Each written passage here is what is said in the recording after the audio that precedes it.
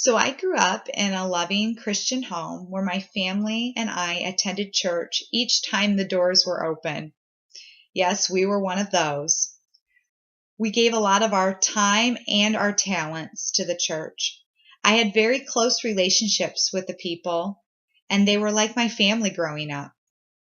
When I was 7 years old, I remember going to a Sunday school class where my teacher told us about what Jesus had done for us on the cross. I remember having a desire to get to know him and make him my friend.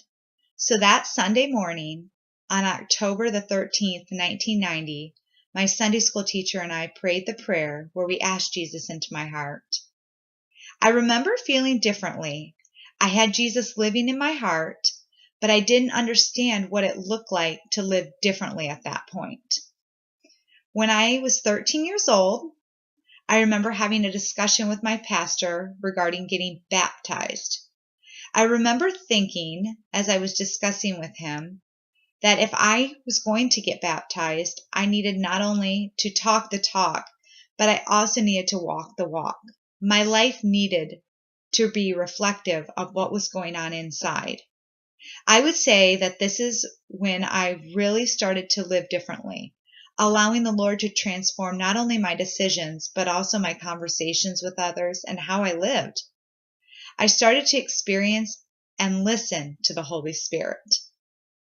As a teenager, I focused on what I should avoid in order to get into heaven, which kept me out of trouble. However, as I started to become an adult, the Lord started to point out the legalisms that had me bound.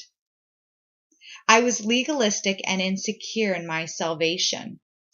My view of God at this point was that he was waiting for me to make one wrong move. I would say in the last 10 years, the Lord has broken down those walls. There's an enjoyment that I have in my relationship with the Lord. There's a security that I have in my salvation because I have a better understanding of God's grace. I don't need to live in fear because his blood has covered all my sins, my past and my future. And as a result, my desire is to grow closer to him and to have a deeper, growing relationship with him.